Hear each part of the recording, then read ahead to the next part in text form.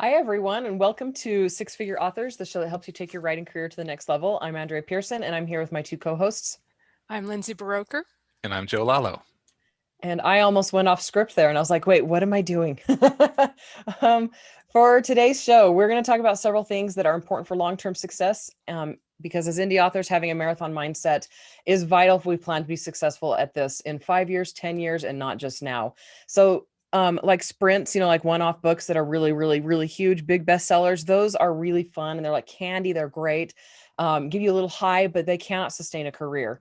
And our goal is to develop a large backlist of books that readers want to read over and over again, and that they want to share with their family and their friends, and they want to spread the word about. And so we're going to be talking about some habits, systems, schedules, how to adapt in the market and everything, how to adapt your business, and then some good business decisions on when it comes to long-term success.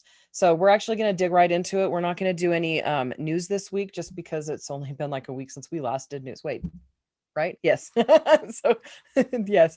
So it's been a week since we last did them. So we're going to go ahead and start talking about habits and systems, not when it comes to writing itself, but just habits and systems that lead to long-term success. And Lindsay is up first.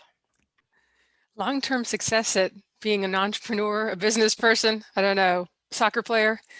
I feel like we should have some banter or news or something before we just go right into it.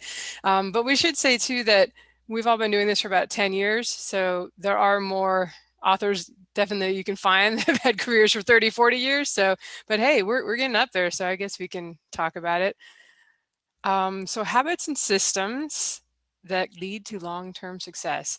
So I think the first thing for myself that I would say, because I very much found this to be true, is that like for me, I really have to work on kind of the mental and physical health, because it's all tied together. Like it's a lot easier to be productive when your brain and body are functioning on all cylinders. And for me, I was such a sugar addicted kid and had the worst diet that you could possibly imagine up until I started having health problems in my 20s. And then I started to like, go figure, you should probably eat some vegetables and not live on soda and candy. I don't know. It's weird. But I've always been into exercise, so that's not a hard one for me. The eating was much more difficult to dial in. And you do what you need to do. This is just like, I have found that for writing, for just being productive, I do so much better when I'm just all there clicking on all cylinders mentally and physically. So I think Joanna Penn has a show and a book like The Healthy Writer, so you could check that out if you want more on that. But as far as for me, I am really driven by routine. That really works for me. I know some writers want to wait for the muse. I find that that's not so much of an option when this becomes your day job and you're relying on your income every month. For me, it's very simple. I kind of get up, have coffee in the morning, sort of slowly work into the day, either reading or dinking around online, let's be honest. Shower, walk the dogs, have breakfast, try to get to work by 9. And then I tend to take breaks every maybe 2,000 words or 1,500 words. Like I'm able to do more earlier in the day. My breaks usually get longer and the words in between, the word counts shorter in between them as the day goes on. But so basically an hour of work and then try to take 20-minute break or so. And then you walk the dogs around extra, do dishes, whatever it needs to be to actually get my butt out of the seat. And then I finish the day by doing some exercise. Now in COVID times, I had to put together a home gym. So that's actually super convenient because I don't have to drive anywhere. And it's pretty easy to just do a 30-minute jump on the elliptical or something. So I try to be done with work by 4 or 5, but that's a try. Some days, some of those good days I was talking about where you're firing on all cylinders, that actually works. And I'm super proud of myself if I actually hit my goals by then. A lot of times it's after dinner, I'll come back to things, but that's always my goal, is actually to have sort of that 9 to 5 schedule with breaks in between. Sometimes it happens, but yeah, sometimes when you're pushing a little bit, I think it's okay to work extra, just as long as you also put time in there so that you're not burning yourself out. Yeah, I agree with all of that. Particularly the man, when you can hit your goals like on banker's hours, it always feels so good. I only pull it off but maybe twice a week, and that's like when I'm being a good boy. But some of the habits and stuff that I think are important, planning and scheduling things, and just generally knowing when things are happening. Because if your goal is to write a book in any amount of time, it's useful to be very realistic about what's going to be happening in that length of time. I forget who was doing the panel, but there was a panel I went to at one of the conventions. They talked about, like, let's say you're going to try to write a book in the month of October. Well, that means you have 31 days, except you don't have 31 days, because if you've got a family, you've also got Halloween in there, and that's going to take a day. And also, what if you get sick or this will get it? So, oh, and there's also that that you had to go visit so and so that weekend, and suddenly your 31 days becomes 20 days. So being like just planning what needs to be done, finding places in the calendar to do it, and being mindful of the parts of your schedule that you can't change. Super duper necessary, or else you'll find yourself running out of time and missing deadlines constantly. And that includes, scheduling things that you need to do. I had to go to a dentist appointment, and like doctor's appointments and things. It's all in there. And if, again, we talk about routine, the dentist appointment is an interruption in my routine, and it really threw my whole day off. So I sort of had to be aware that it wasn't going to be a normal day when that happened. It seems silly, but it's true. If I don't get started by a certain point in the day, it's a bad day. I guess because more words early in the morning for me as well. And the planning goes for short term and long term. I mean, as short term as know what you're going to have to do today, and as long term as what's the whole year going to look like. I'm not saying you need to go completely nuts and have every single day of your year planned out, but having a general understanding of the needs and of the year and the time that you're going to have to dedicate to get things done is going to set yourself up so that you're not, at least it may not set you up to succeed, but it will remove a lot of the things that might surprise you and cause you to fail. You don't want to be surprised by your own schedule. It's ideally one of the things that's largely in your control. So definitely, I think that one of the habits you need to have is having an awareness and planning for the future. Okay, so for me, I would say making it a habit to resolve anything that will distract you while you're writing. I'm not talking about like idle distractions, but the stuff that actually needs to happen for you to have a good day. And this is going to be different for everybody, and for some people this won't even apply. But for me, as a mom of young kids, there's just things that have to happen in order for me to actually be able to function, and that includes like making sure the kids are taken care of and dinner's in the crock pot. I don't need to use the bathroom, things like that, right? So that's just something that I found that if I have a habit of doing that, it makes the day go much better, like they were saying, makes it so that I'm able to focus better. But on the flip side of that, waiting to write until all important things are done can mean that you never write. And so you got to know yourself well enough to know if you're procrastinating the work, or if whatever you're doing really does need to be done at that exact moment. And then I would also definitely agree with Lindsay on the working on mental and physical health. That's a huge thing for me. And I think I talk about that later. We're going to go ahead and move into schedules that lead to long-term success. So, whatever we each have to say on that one. Okay, go ahead, Lindsay. All right. Well, we kind of talked about daily schedules already, but consistency has really been my thing over the years. It's really helped the income be pretty steady from month to month. Yes, I get boosts with new releases, but it's been a long time since I've fallen below X amount. And I think that's just kind of consistently putting more books out over time, building up the backlist. I have never done anything nuts like write a 50,000 word novel in 24 hours. Someone does this every single NaNoWriMo, and they record it so you can watch them. And I've never killed myself trying to write huge amounts in a day. Some days are challenging, and I think that's fine to have goals. But I hear how much some people write. I'm like, wow, that's amazing. I don't feel like I need to do that because I'm just going to kind of plod on consistently and continue. And it's that kind of amazing how quickly you actually will build up your backlist. I know if you're newer, you're thinking, wow, I got to really kick some butt because I don't have any books, or I only have one book out. And obviously I need to have all these books out if I'm going to make a career of this. And I felt exactly that way when I published my first book in December of 2010. I had 2 novels and they weren't related. They were not like 1 and 2 in a series. They were 2 standalones.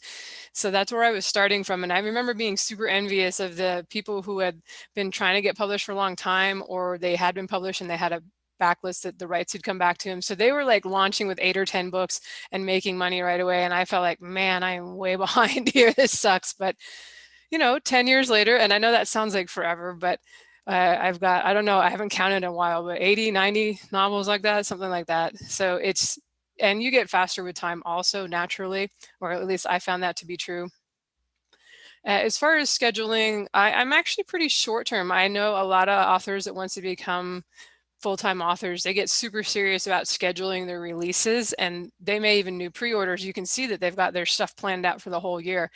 And if you can do that, and if that helps you, because I think that really helps them, you know, stick to their schedule, have their goals, and know what they have to do for the whole year. So if you can do that, and if you like to do that, it's appealing, that's great. I'm more short-term because I tend to, I mean, I always know like my next date with my editor, so I have to have something for her. And usually I try to stick with a series. That doesn't always happen. I have this tendency to, after I've been working on something for a while, the muse wants to go over here to the side, especially when I'm working on something more challenging. I feel that I need to sneak in some unplanned book. This is actually happening right now. I've already, with my epic fantasy, I wrote the first one. I was like, oh man, I got to write something short and simple in between these. These are just, I don't know, a bit of, I mean, 150,000 words, I know for some people is not that much, but it takes a while to get through that, even for me as a pretty fast writer. But so I have to allow myself the leeway to, you know, jump from the ship. So I basically say I'm going to do a series a year, which is kind of about what it ends up being. Sometimes they go over depending on how long they are. But that's kind of, and then I say allow myself freedom to sneak in other things. So I don't do really long pre-orders. In fact, the only time I do them is if the fans are kind of nagging, nagging in a good way, like, when is this coming? When is this coming? And so I don't have to keep answering that email. I'm just like, all right, it's August, book 7 in that series. But you won't see me ever do multiple books in a series on pre-order at the same time, generally, unless I'm doing something with a rapid release launch. That's just me.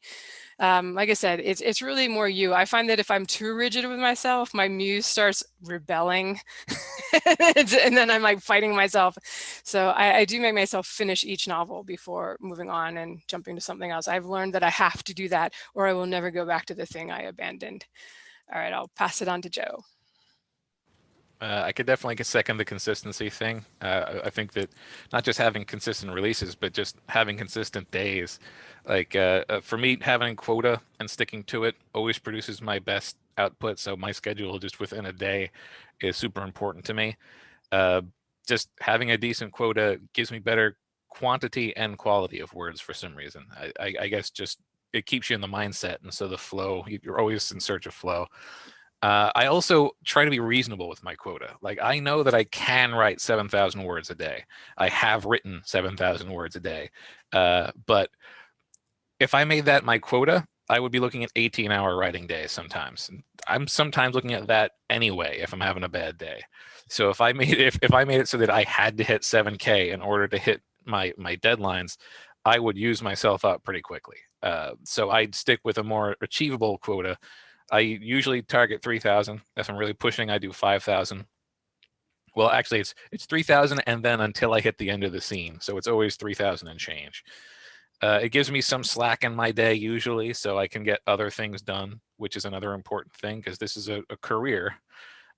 So there's a lot of parts that aren't writing. And if I was to make my quota big enough to fill my day, then all of those little things like bookkeeping and promo prep just wouldn't happen because I'd be too busy trying to write words. So that's why, again, consistency. I know I can consistently do 3,000 words. So that's what I schedule myself for. And I set my deadlines based on that. I set my release schedule based on that. And if I do better, great. If I do worse, then I have to work harder to catch up. So yeah, and I also feel like scheduling when you're going to do your administration stuff. I usually write 7 days a week. That was the way I used to do things.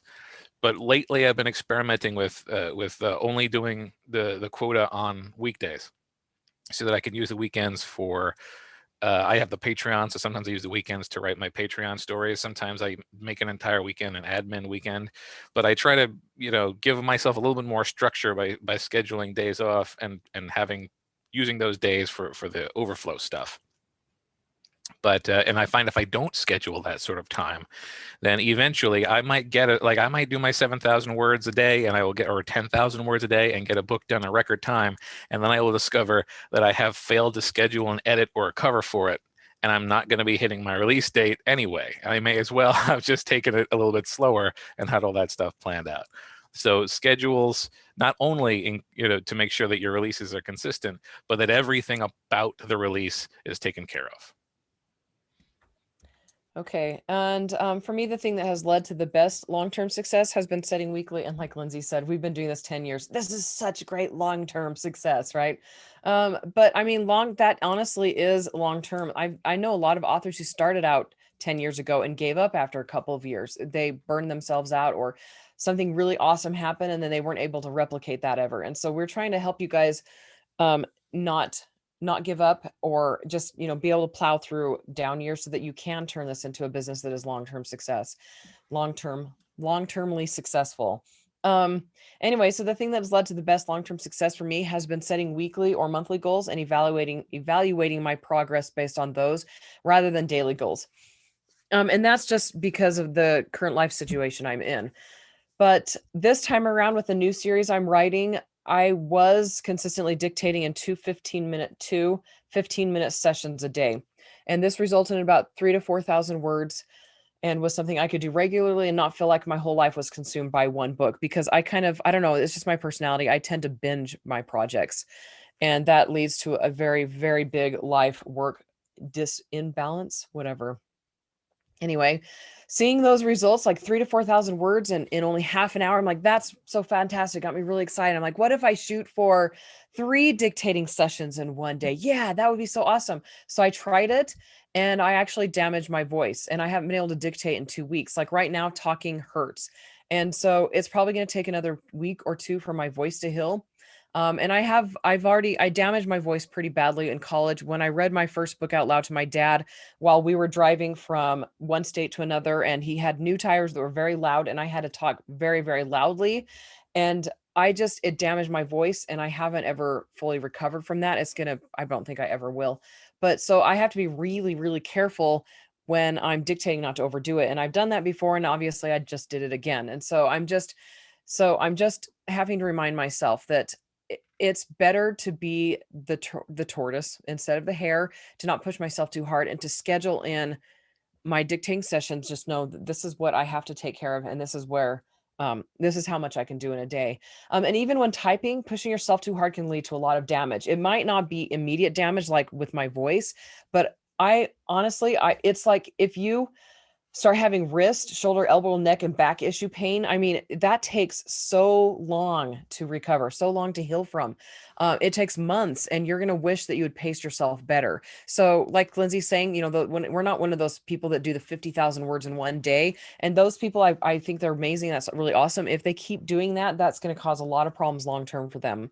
So schedules that lead to long-term success are going to be ones that take into account your current physical state and the physical state you want to be in next year, or in 5 years or 10 years. So don't put off eating healthy or exercising or losing weight or gaining muscle or whatever it is, whatever your goals are, in favor of getting words out. So schedule those things in now. And I promise you'll have better long-term success if you take care of yourself now and don't kill yourself doing all this author stuff. And, anyway, okay, so we're going to go on to writing habits. And Lizzie, you are up next, and you are back from your dog vacation. The front door is open because the dogs wanted to go out. It's 19 out. Hopefully they'll come back in. But I have learned that when the old one needs to go out, she needs to go out now. So sorry, podcasters. I did want to say that with the health stuff, it's kind of amazing how much you can wreck your body typing. If you've done sports, you're used to repetitive stress injuries, but you can absolutely get that from typing too. So definitely worth paying attention to that. All right, habits we are moving on to. A lot of this is really just figuring out what works for you, and then will come over time. I'll tell you what I do, but we're all different. And part of learning how to be successful long-term is just kind of trying a bunch of different things, figuring out what works best for you, and then doing that thing over and over again. Like I said earlier, I usually write like 2,000 words or 1,500 words and then take breaks. Anything to get up and walk around to get the blood flowing. I do like to work on a project from start to finish. I've talked to this talked about this before, or as close as I can get to that. It doesn't always work out that way, but I love like just writing a rough draft, writing almost every day until I finish it. And then I take time off between projects, or like between the rough draft and before I start editing, or again, after I finish the edit, I'll take time off there. And the only thing will probably change for me in the future, because I've talked about how I really like writing, getting a rough down as quickly as I can, because then it's kind of in that flow state and the story just comes out more easily, and I can remember everything to my horrible memory if I write the draft in a few weeks. But as I don't know that I'm going to retire necessarily, but I keep saying this every year, like, guys, I'm going to slow down. It hasn't happened yet, but it's going to happen someday. Just probably still write the books in the same amount of time and just start taking longer breaks in between projects. We've talked about before, I think a lot of us started as pantsers. I became an outliner just because it became more efficient for me. I stopped having to like cut chapters, cut scenes, rewrite things, because I already kind of figured out the main stuff ahead of time. And also just thinking about maybe the 2 or 3 scenes I'm going to try to write tomorrow, I need to, especially if I'm trying to get something done really quickly, I need to kind of figure out those scenes in my mind ahead of time the night before. I'll usually put some notes in my phone. I don't use anything high speed. It's just the notes app. And I don't always do this, but I almost always regret it when I didn't do an outline and when I don't take the time to kind of figure out the beats or whatever you want to call them ahead of time. So those are just the kind of writing habits that help me quite a bit. I talk about it a lot, but do your best to ensure that everything that you need to do, and Andrew was talking about this earlier, everything you need to do is taken care of before the writing session. So make sure that you've done the necessary research, you've got your outline or your notes handy, you've got your beverage. The goal is to be writing during the entire writing session. If you come upon an unexpected bit of necessary research or something, take a note of it. Fill it, so that you'll need to fill it in later, and try to move past it. Sometimes you can't, and that's fine. Sometimes what I'll do is if I find I can't move past a certain thing that I realize I didn't research yet, I will jump to another chapter, which you can do if you've outlined it. I don't recommend it because it interrupts the flow if you don't go back through and fix it later. But again, the goal is to be writing for the entirety of your session. I know a lot of people who like to edit yesterday's writing before beginning today's writing because it sets a mental context and such. I personally find that things go a lot more quickly for me if I try to avoid editing during the project and instead wait and get all that done at the end. Spending too much time going over your old writing before you're even done writing the entire story can lead to a lot of wasted time, because sometimes that scene that you spent an extra 2 hours redoing in 3 chunks over the course of your writing process ends up getting cut, or sometimes it needs to end up getting reworked because there's something you did at the end that needs to be gone through. So if I can't fix it by right clicking and choosing from a misspelled word list, I usually leave it until the revision stage.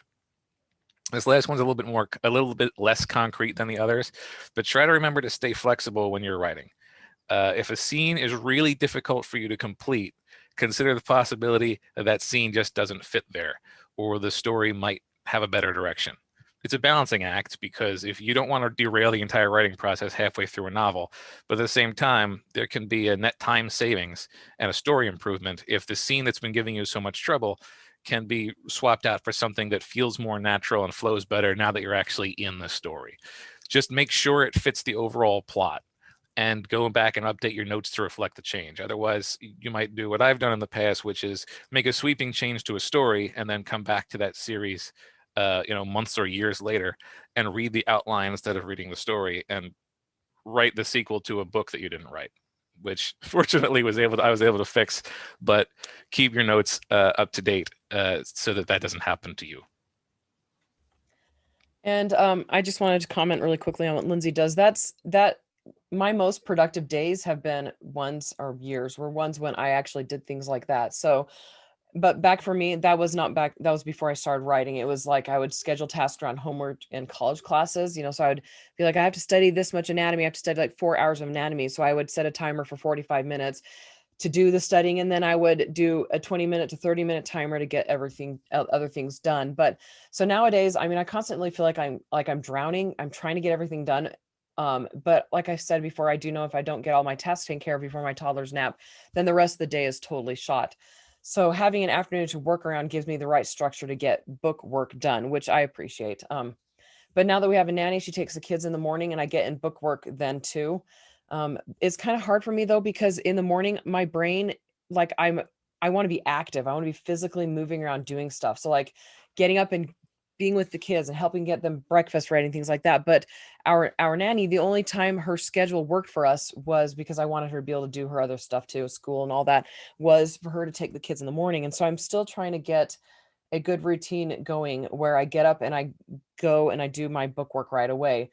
But I have found to help me get going, movement helps me be productive. So like wiggling my leg when I'm sitting, walking on the treadmill, chewing gum, playing with hand toys while dictating, etc. Um, Anyway, so another thing, doing the exact same thing every time you start a writing session will help prep your brain for the work. So if you have this routine you go through every single time you write and you do it the exact same way, the same order, it helps your brain, it triggers your brain to get into creative mode. So like you go to the bathroom, you get a drink of water, you do a bunch of jumping jacks, you visualize where you want the next scene to go, you mentally review what you wrote previously or actually reading it. Like Joe said, be careful not to switch into editor mode. I used to do that as well. I would edit what I wrote the previous day, but I found that that pulls too much of the editing brain into the next section. Anyway, so I'm faster now that I don't do that anymore. And then you do that all in the same order, all before you start writing, and that helps to trigger the creative side. And then also self-discipline, honestly, being successful is, I think you could ask a lot of the most successful people in the world, and they would say that self-discipline is the biggest key to their success. Without self-discipline, being successful long-term won't happen. And so the next topic we're going to talk about is developing the necessary self-discipline. Let me just say how much I enjoy going first for all of these. These are not usually things I really talk about because I never feel like I'm much of an expert or very good coach or anything like that for this kind of thing. For me, it's just really always been about having goals and things that I really want that keep me motivated. You know, for my writing career, and before that, I was trying to figure out how to make a living working from home when I had some health issues that were going to make it really hard to work a normal job. I was just very driven.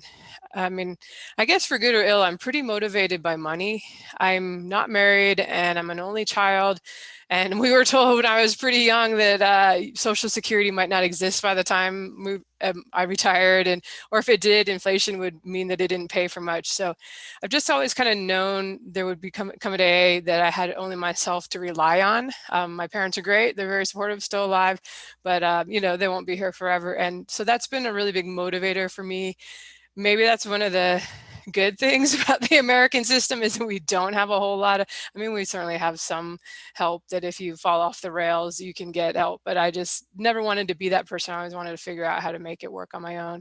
So I've just really been motivated by wanting to have not only be, you know, reaching financial independence one day, but making sure I didn't have to rely on anyone else. And if you have someone, that's awesome. But like I said, sometimes it is not having something that drives you. It's always kind of interesting listening to interviews with like these really successful entrepreneurs. Like, it's crazy. You wonder what the heck could possibly drive them to work like 16 hours a day, every day, sleep on the factory floor. That's Elon Musk. I think that's his story. But Jeff Bezos, I was shocked when they said he was actually going to not retire, but step down as Amazon CEO because he seems so driven to just like take over the world. Although I think he's just moving over to like take over space with his Blue Origin. So it's like, you wonder what, I'm not obviously not quite that driven, but you know, I think that it helps if there's something that's just some goal that really, that's kind of where self-discipline comes from. I think, you know, athletes are the same way. You kind of wonder like what makes these people be willing to just devote their whole life for like 20 years to becoming an amazing basketball player and, you know, going pro. And probably if you ask them, a lot of them will be like, hey, I want money. I want to be financially independent. So I think that's at the root of a lot of things for a lot of people. Obviously not everyone, because they get to that point and they're still driven. But and I'm not saying you have to be in it for the money, certainly not. But I think if you want to like have a reason to write 50 novels, if that's your goal, something has to be in it, you know, something has to be driving you. So that's something you kind of have to figure out. Is it super important to you to kind of devote this huge chunk of your life to it? I will say that as far as being disciplined to keep writing and things like that, after a while, everything it does become a habit. And, this is kind of the same thing with exercise. If you're a runner, you know how it is. You start to feel bad if you're so used to doing it every day or doing something however many days a week, you start to feel like actually physically bad. Like you just like, oh, I feel like a slug. I've just been sitting here doing things. Whereas people who are not runners, you're just like, I feel fine. I have no urge to run. No, I don't know what's wrong with you. Why would you feel bad not running? So, but after you do it and it becomes a habit, it's just, you get this feeling of guilt if you don't do it. So I think if you can, whether, you're trying to write a novel or a novel every month or, 4 novels a year or something, if you can do it in such a way that you can develop a habit, I'm not saying you have to write every day necessarily. I pretty much write or edit almost every day, but that's just me. But yeah, you start to feel guilty when you break that habit. So it's a good habit to cultivate. Last thought here is that it helps to give yourself goals that you can kind of complete in a reasonable amount of time. If you're making like $100 a month from your books right now, and your goal is to quit your day job, that's kind of a big jump. I mean, you usually find in this business that you kind of will have big jumps up in income, hopefully. They can be steady for a long time, and then you'll have a release that does better than other ones and you'll have a bigger jump. But just give yourself the goal to go to $200 a month if you're at $100 a month. Or if you're not making anything now, have the goal to make $50 from your next release. So because the little things like that, they do compound over time. As you get more books out, you hopefully get more fans, and they help each subsequent book launch become a little easier. You have to do less to sell, and you sell more books. Also, if you're struggling to finish the project you're working on, I feel like a lot of us epic fantasy kind of people do this. You're writing your magnum opus, it's going to be like 10 million words when you're done with it. And it's just become a slog. There's so many POVs, there's so many storylines going on at once. It's okay to set that aside for a while, especially if it's your first book. Maybe set it aside, try something, just plot something real short and simple, like a 1 POV story, something like that. And then once you kind of get in that habit of finishing books, so I was just talking about habits, it becomes a habit. I guess you're not supposed to define the word by using, I don't know, the word cannot be in the definition of the word. I don't know. But yeah, the more you start finishing things, the more it becomes a habit. So if you're really struggling with your current project, try giving yourself some easier projects to get in the habit of finishing things. And then maybe you will come back to the magnum opus later. I know personally that discipline is my primary problem. I mentioned earlier that my best writing days are when I get started early. So part of discipline is getting my butt in the chair. If I shower, breakfast, writing, if I let my writing day start past say 10 a.m., I'm going to be writing until midnight to hit my quota.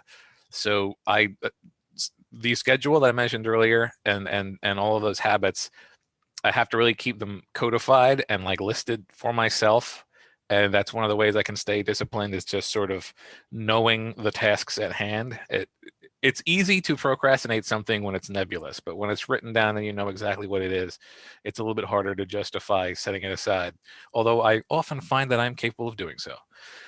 So I like to make lists, and I make a list of what needs to be done. I figure out the priority of the things that need to be done, and I make sure to cross off at least a few of those things a day. Ideally, I cross off everything that's on my daily list in a day, but that doesn't always happen. Hence why priority is important. But even if I'm going to have an incredibly busy day, even if I, talk about the schedule and I ended up, I'm helping somebody move today, I still try to cross at least one thing off the list of stuff that I would normally have gotten done that day. And also what I'll do, Lindsay's talking about achievable goals. I take that straight down to the daily level. I used to have, my quota is 3,000 words, and I would write 3,000 words as one of my list items. And I've now started doing write 1,000 words as 3 list items. And number one, it gives me a feeling of progress. Number two, it sort of reinforces that you're breaking that up into separate things, and you take your break in between so that you don't grind your body down or develop any back problems, which I have done both of those things in the past. So yeah, like having a list and breaking the list down granularly enough that the progress is regular as long as you're working. I also find it helpful to have a timer for a writing session visible. In terms of being dedicated and sticking to a writing session, having both my word count and a timer up. Like I will split my screen so that my writing is on one side, the other side is a timer and my little project window for Scrivener. And it is so much easier for me to be like, ugh, I want to get up and take a break. And then I look and, oh, I only have 5 minutes left. I could do this for another 5 minutes. Or, I want to quit for the day. And look, oh, I'm 2005. I'm 250 words away. That's like 3 sentences. I can do that easy. So just sort of having the awareness of where the finish line is or where the milestones are, really helps me to stay dedicated, because it breaks up a very large thing into a very small thing. It goes from finish all of my writing for the day to just stay in the seat for another 5 minutes. So I think that helps for me. I this is a hard one for me because I have a ton of self-discipline on good days. On bad days though, like I don't give a crap. Like I just don't care. And bad days come a lot more frequently since our toddler was born. He's been very challenging. My goal every day is to create the best day I possibly can. I think that's kind of like everybody's goal, but there's certain things that I've learned that if I don't do them at the right time and in the right order, my days just fall apart. And at the beginning of the year, when we had our how did this last year go? What are our goals for the next year? That episode, I outlined my plans for 2021, where staying motivated and consistent were concerned. They involve getting to bed at a decent hour, exercising and watching what I eat, waking up before the kids get up, and teaching my daughter to take over for an hour in the morning. I've gotten much, much better getting to bed on time, which means I'm getting better sleep and I'm more ready the next day. I've been really good about exercising and watching what I eat, and my brain and body are there. It's just like things just go so much better when I am getting the movement I need, and when my body gets nutrition. Like Lindsay was saying, soda pop and candy doesn't work, right? So, but I'm just doing so much better now. Like my brain is alert and active even when I haven't had enough sleep because of how well I've been eating and moving lately. So that's helping a lot. I'm also waking up before the kids get up, and now that we have a nanny, I don't have to have my daughter take over in the morning. So a lot of the necessary components are in place for these good days. It's still very difficult because I mean, it's really hard to predict when my toddler is going to be waking up and screaming all night long. But once I have a good day set up, I still need to exercise discipline. There's still that daily, that like, do I really want to be doing this? And yes, I do. I love writing, but sometimes it's just hard to do it, right? But I found that minimalizing everything in my life, like my email lists, avoiding social media, all of that stuff has really, really been helping me. Plus, I've also been using an app lately that blocks all the unnecessary applications on my phone, making it easier to focus. Unnecessary applications include real estate apps. I've got tons of them, and like local classifieds, things like that. I'm always looking. I'm always looking. I'm like, where's my next hermit crab tank going to come from? Stuff like that. So I found that blocking those things, so I can't even open them when the temptation comes. It's been helping me be much, much more focused and much more productive. And the name of the app is called Digital Detox. It's meant for people who need a break from texting and calling people. I actually have everything on my phone available except the real estate apps, the house plan apps, a couple of games, and things like that. Facebook, so I don't get on Facebook a lot, but I blocked it anyway. Anyway, so Digital Detox, that's a really, really helpful app. Okay, so the next thing we're going to be talking about is adapting. So not just adapting to the market, but just adapting in general. And Lindsay, take it off. I will first say that my most likely program that I am going to be screwing around on is Zillow. I could care less about Facebook, but I'm like, hey, dude, Yes. new house on the market in Bend. I got to see what it is. I'm not in the market for a house, you guys, but you don't know how many alerts I have. This is so me. This is what happens when like if I hadn't been a writer, I think I would have been a real estate developer eventually. That was kind of, I even went through the class to get certified as an agent, and I was going to like move up from there and stuff. But you have to be such a people person to get into that industry. So anyway, that was a tangent. Zillow, so evil. Adapting, you say. Adapting is do not turn off the Wi-Fi on your computer, but then leave your phone by the table so that you can pick up the Zillow app anyway, even though. So anyway, as we talked about, or I've talked about in other episodes, I don't write to market, but I do try to pay attention to which series have grossed more overall and which ones have been easier to turn a profit on with the advertising, like which ones convert better with the book one and which ones cost less to advertise that book one. And also which ones are like have really become fan favorites over the years. And then also which ones have kind of underperformed compared to the other ones. And I'm always kind of, maybe to a fault, self-analyzing my stuff and myself. Although I think that it helps to be able to do that to some degree, because I feel like a lot of times when authors are like, I don't understand why I'm not selling. I've been working at this for 5 years. I published X many books, and you go and look at their Amazon page and it's like, covers, man, covers, you need to stick to a genre, you need these blurbs.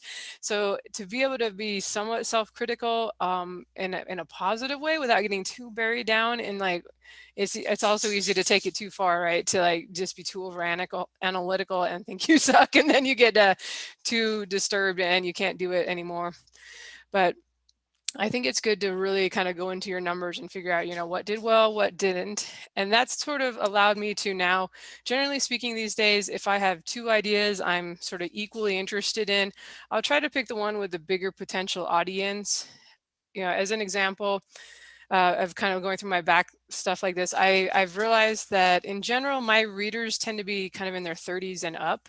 And I've learned that my attempts at YA haven't gone over that well with them, and haven't necessarily picked up new readers either. So maybe these are the people just hanging out on Amazon in the categories I write in. But so I still do younger characters occasionally, but these days I won't do too many teens, like 18-year-olds or younger, even unless it's part of an ensemble cast and there's sort of all age characters, somebody for everyone. Another example is that I learned that steampunk, while being pretty easy to rank in, it's a very niche genre that not a ton of people are reading books in it. So the steampunk-ish series that I could legitimately also file under like epic fantasy and swords and sorcery, I found that those had they appealed to a wider range of readers. So I leaned on that and I didn't do I did a series of novellas that were strict earth-based, genuinely meant to be steampunk, that, they have a few fans, but hardly anybody is emailing me and asking me for more of those. So I think a lot of the adapting is just not doing, we talked about this just a couple of weeks ago, right? In the episode about what should you do if your books are not profiting, if you're not profiting from your books yet. It's realizing that if you're doing something and it's really not working, you're not in the black, it's not making much money. Maybe it's time to try something else. And I'm not saying you have to write to market, just try something else that you are also interested in and that could be fun and exciting for you. A lot of adapting is experimenting, which is a lot of what Lindsay was talking about. Well, Lindsay was sort of talking about how everything's an experiment, and then you assess the results. But like experimenting is important. You need to try something new in order to know whether it's worth moving forward.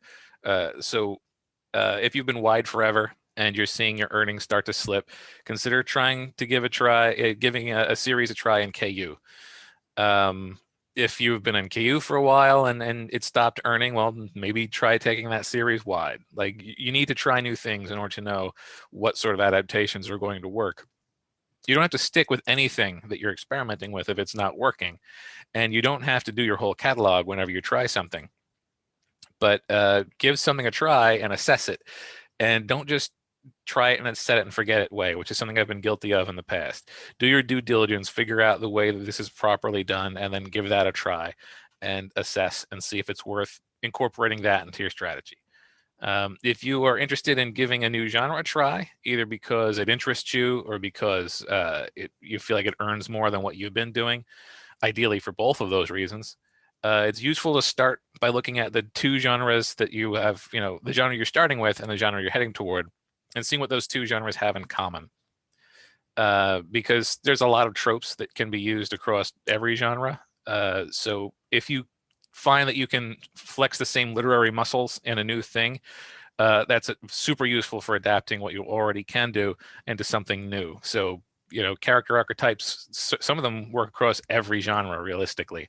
If you're a snarky female lead and a bumbling oaf with a heart of gold have been in your sci-fi book and they've been really, popular with fans, good news. They can be in your epic fantasy too. And you're already starting off on stronger footing because you identified what you can reuse, and that's just a way to adapt your skills to the new thing. And an aspect of adaptation I found super useful is salvaging ideas that didn't work in one context by adapting them to a new context. So my sci-fi stories usually have some sort of an AI, and I wanted to do a story where an AI in a ship went haywire and the whole ship became an extension of the AI's malfunctioning mindset. It's a fun idea, and it's one that I might still do in sci-fi, but I couldn't fit it in my current sci-fi project, and I ended up brushing that idea off a couple of months later, swapping in spirits for AI and making it a part of my fantasy series instead. I made like a genius loci, they would call it, or loci. I don't know. It's Latin. It was one of the more popular Patreon stories that I wrote, popular enough that it actually became a novella release. So if you can adapt something that you've already made into a new form in a way that makes sense and flows, then that's going to be, a huge asset to you in the future. Definitely agree with that. I almost read off Lindsay's quote, what Lindsay said in the chat. Okay, so adapting, so being willing to switch genres. This means recognizing when it's not your books that aren't doing well, but everyone's books. Is the market that you've been writing in for a long time, or that you're trying to break into, too crowded? Are you releasing at a pace that you can maintain and that readers want or need? On the flip side, being willing to switch genres when you recognize that the books you write aren't what readers in that genre want. So, like, I don't know. I'm actually, I was just going to delve into something that's kind of tangent, whatever. Not gonna.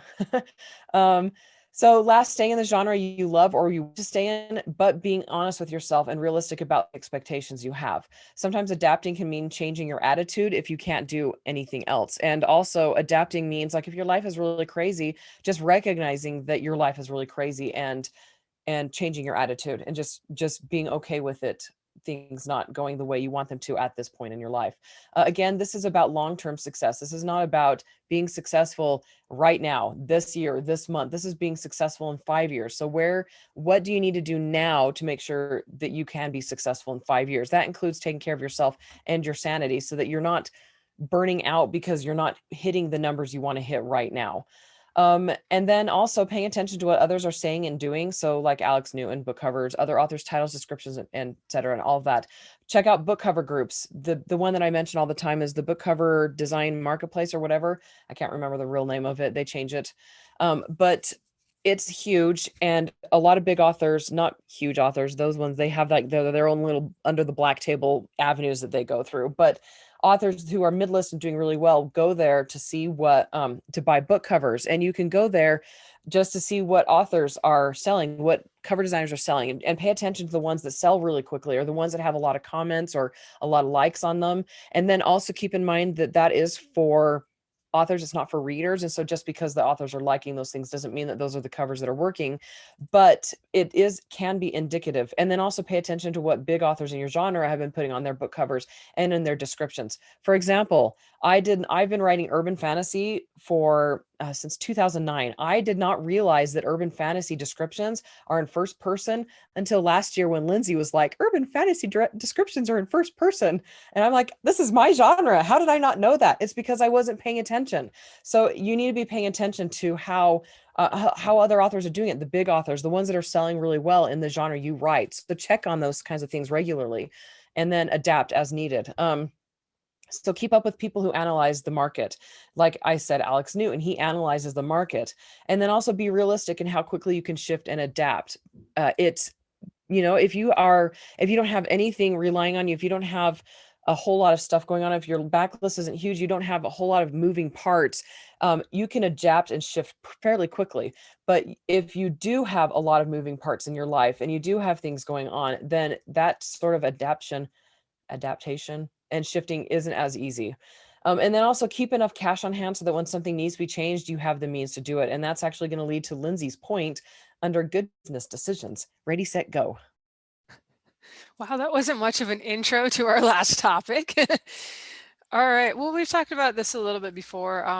But for business stuff, I try to make each aspect of the book business pay for itself. Like if I'm going to pay for paperbacks or audiobooks, which costs a lot more than doing paperbacks, it's because I expect them to earn out eventually. And I honestly didn't do all of my books in audiobooks early on because, I had some I gave to the publisher and those did pretty well because they're the new releases. But I started doing some of my backlist stuff and I was like, not these are not really, they'll earn out, but it's going to take years. So I wasn't in a hurry to really go gung-ho on audiobooks.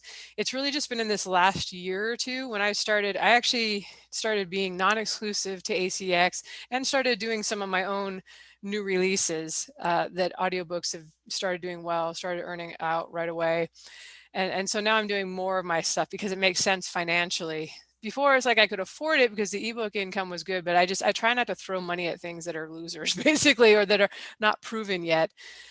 And I'm kind of like this with investing too. I'll put a little bit of money in speculative stuff, but generally I want to see that a business has proof of concept and also proves that it can scale.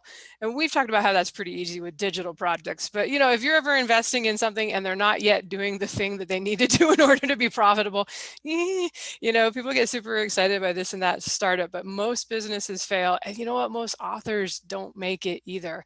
So before you commit a whole bunch of money to like really cool covers, or we've talked about doing the not only the audiobook, but the full production audiobook with a different actor for each part that costs $10,000 and up to produce, make sure your books are actually selling well and that you're able to pay for these things from the profits from your books. Same goes with advertising. I think a lot of people have this mistaken belief that if you just throw enough money at advertising, you can become a bestseller, you can become a six-figure author. You just need six figures to throw at advertising. But what you really find is like, I can only throw so much money at advertising before it's not worth it. And that's pretty early on. And that's the reason I only usually advertise book one in a series. I honestly only usually advertise, at least for Amazon advertising, stuff that's in KU, because it's just easier if you can get a borrow or a sale. And I've just let the backlist stuff kind of, the front list sell the backlist to some extent, or I just do the kind of inexpensive like e-reader news today now and then, free Booksy for an older series. So I try not to, like I said, just be careful. And this does take some looking at the books. I know authors were not always keen on the math stuff, but it's important to know which of the things you're spending money on are actually worth it. You do need to, if in the beginning you may need to take on some debt to get that first book edited and cover art on it, but go as inexpensive as you can on the cover art. We've talked about pre-mades. I think Andrea talked about them, the group just in this episode, and realize that advertising is actually something that works better later when you have other things to combine with it. Like you've got a mailing list built up, you've got a social media presence, and people are actually there and will buy your books because they're following you on the social media sites. And then you find that advertising is something that can give you kind of that boost. Like maybe instead of just getting one day all your readers go out and buy the book, buy also advertising, maybe you can stick in for a couple weeks in the top 100 for your genre rather than just trying to do it alone on advertising. So yeah, just don't feel like you have to go into huge debt to become a successful author. It's more building a fan base over time with each successive book and each successive series that you put out. Yeah, for sure, avoiding debt is excellent if you can manage it, and you should be able to manage it pretty easily because you can release a book on a shoestring budget if you need to. As has been endlessly covered, my first 3 books were released with homemade covers and with no editing. I don't recommend the no editing and homemade covers thing, but they still earn money. This is 2010 where things were different.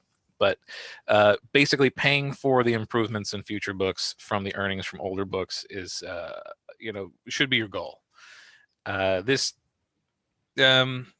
So nowadays there's a fairly high bar of assumed quality, of much higher than there was in 2010. So you're going to want to put enough effort to make a book presentable, but don't max out credit cards.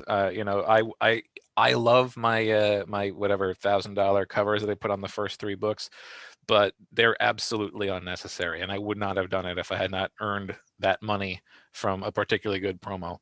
Along the same lines, don't forget to reinvest in your writing. We talk about don't go into debt, but once you start making money, don't forget that if you can put some more money into certain areas of your writing, you're going to get more money in the future. So if you've established how to sell, how to get your book selling and start making more money, start planning on how to roll that money into, a little bit better promotion if you feel like you can do that successfully. Maybe improve the covers. Again, I went and recovered old books, but you don't necessarily have to. If they're selling well enough, you can just roll that money forward to new covers for the next books. Scale things intelligently. You don't want to overreach and start spending more than you're making, especially because money in this business can be extremely inconsistent, especially early on. So you'll want to, basically only spend money that you have. Don't spend money speculatively. But you'll get more out of the writing business if you put more into it. Monitor what's returning on investment and put more into the stuff that is returning on investment. Take money out of what isn't returning on investment. But remember that you are investing in your company here. And this is a big one that I it's early on my list of things to remind people of once they're looking to make this their career. Remember that you have to pay taxes. If you're going from a regular job to self-employment and you're hoping to make oodles of money, just remember that you owe taxes on that money. No one is paying the taxes up front and then you're handling refunds. You're probably not going to be getting any refunds once you become a professional author because you have to pay more taxes than a traditionally employed person. Your bosses pay unemployment tax and stuff like that on your behalf, which you don't have bosses, so you'll be paying those things. So basically, when you look at your money, it starts coming in. You're going to be chopping 30 to 50% of that off and setting it aside to handle the fees that are coming up at the end of the year. That needs to be part of your budget. As you get on, you're going to start doing estimated taxes, and that'll, if you're good at estimating your taxes, that'll make it a lot more easy to plan your year.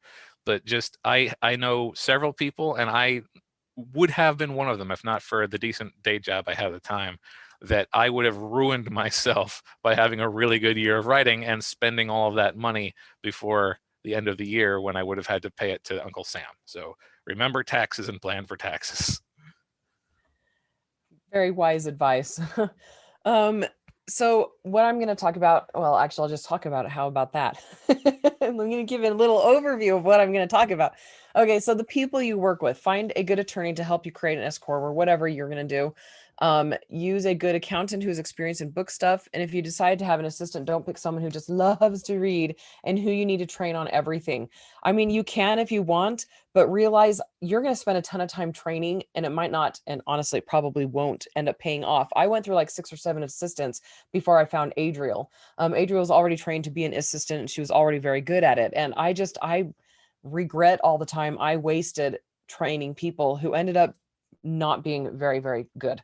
They were all trustworthy. They just did not have the ability to be an assistant. I mean, there's a lot of little things that we do that we don't realize that we're doing that are very difficult to teach other people. So, and then remember this, if it doesn't save you 80% of time and money, it's not worth it. If it doesn't bring in 80% of results and you're only doing it because you think you should do it, it's not worth it. And then what I was going to say about that was don't make excuses. If your newsletter isn't performing, it's not because newsletters are a waste of time. It's because you haven't set it up or run it correctly, because everybody knows newsletters are good and you're not going to be the exception to that. If you are the exception, it's because you're not running your newsletter list correctly. Or maybe you just have the one genre and the one style of reader who just never perform, but I've never heard of that. So for everything you discredit, be honest with yourself regarding why it did or didn't work, and then make changes and move forward. Keep about, I don't know, like whatever, I just put $1,000 here, but okay. So keep $1,000 or whatever in a savings account for future opportunities that might come along. And it depends on how you run your business and what sorts of opportunities you've had in the past. Just keep money in your bank account. Don't pay yourself everything. Don't invest everything back into the bank account. Keep money available for something, opportunities that might come up. Like say you submit to BookBub and BookBub's like $700 for some of the genres. Keep money on hand for things like that. And then also you want to have enough money in your main business account to cover all of your business expenses for at least 1 month, if not more. And then, of course, investing for the future, saving money, all that stuff. But just I'm trying to keep this basic right here. And then set aside time every year to write a passion project. Because we're discussing good business decisions, learn which market you write best for, learn what readers of that market expect, and do your best to serve that. And I'm not saying like you have to write to market. I'm just saying that if you are writing in a genre you absolutely love, find out what readers expect. That's a good business decision, and do your best to serve that. It can take years to figure all this out, just like any other business. Don't expect or plan for things to shoot off immediately. I think I've used the analogy. It's like college. You go to college for 4 years, then you go to medical school, and then you do residencies, and you do all that stuff to become a doctor. And authors, we shouldn't expect to take less than that kind of time. I mean, it probably won't take that much time, but we shouldn't expect for it to take less than that for us to do well. And then give yourself time to learn how to be an author, to learn how to run a business, and to learn how to deliver what readers want. And then also give yourself time, patience, and grace, because this is a sprint. I mean, this isn't a sprint, it's a marathon. And then do what Lindsay said earlier, because she's got some really good advice there on, especially for the financial stuff. Anyway, so, and Lindsay, you had another comment you wanted to make. Oh, while you were talking there, I just thought, I don't know if we've even talked about it. I think we have once before, but you should definitely have a business credit card. You know, and I pay mine off every month. I don't like to carry a balance on that stuff, but if you're paying a bunch of money for cover art, editing, advertising, if you have a business credit card with like good 2 or 3% cash back, it really adds up how much money you're getting back at the end of the year. Or not even that, they give it to you right away usually, and you can shave that right off. So that's a good one. And yes, to taxes, I'll just reemphasize what Joe said. If you kind of gradually, your income goes up, you're not really going to get surprised. But if all of a sudden you go from like making 50,000 a year to 500,000 a year, you are now, congratulations, you are now in the highest tax bracket. And if you live in a state like California or New York or hello, Oregon, add another 10, gosh, it's more like 15 or 16% in California. You're going to pay half the money in taxes. I mean, you can do some things, you can put some money in retirement income and do some stuff to help out a little bit. But it's funny, people think, oh, you're making, like we had Elena on last year, 7-figure authors. Why wouldn't you just make $1 million, put that in the bank for 2 years straight and then retire? And I was like, well, first off, you probably love what you're doing, so why would you retire? But it actually, it's a great problem to have. I'm not going to complain about that. I don't mind paying my taxes, but it can be a big surprise if you were spending that money and you didn't realize it. Oh, hello, 50% you should be putting away if you are up in that 6-figure area. So I think that is all I have. If you guys, I'll let you wrap it up, Andrea, since you have been our host tonight. Yeah, and just for those who are listening and for those who are not listening, because it's not going to change for those who are not listening, we are doing a live Q&A on our YouTube channel on February 25th at 9:30 p.m. Eastern Standard Time. So we will record early that day, just so you guys don't have to get on at like midnight. And if you want to do, if you have any questions, I mean, we've got a whole ton, this really, really big list that we haven't been able to get to of questions on the Facebook group. But if you come, we're going to go for about half an hour. I think that's what we said. And then just answer questions of people who show up. So new territory for us. We're going to be experimenting a little bit, making sure that we're doing, we got everything, all of our ducks in a row. But yeah, so that'll be February 25th, 9:30 p.m. Eastern Standard Time. And it's a live Q&A on our YouTube channel. And link to our YouTube channel is where? We'll put it in the Facebook group. Okay. And you can do a premiere on YouTube. So, but yeah, we are 6-figure authors on YouTube if you want to look for us there too. Yeah. Yeah. So that's pretty much it. Let me make sure I've got everything. I think that's everything, right? We are good. All right. Awesome. Thank you everyone for listening. And thank you to Joshua Pearson for producing the show. You can find the show notes or leave a comment or question at sixfigureauthors.com with the number 6 and come join our Facebook group and tell us that Joe has the best beard. Not Jim, not Jim, not Jeff, Dave. not Dave. Who else have you been lately? I don't know, Joe. There have been a lot of kind of close guesses. Like, I've had all of them and I'm like, I don't have a beard. You can't just say all of them have the best beard because anyway. All right. We'll talk to you all later. Bye. Bye-bye. So long, everybody.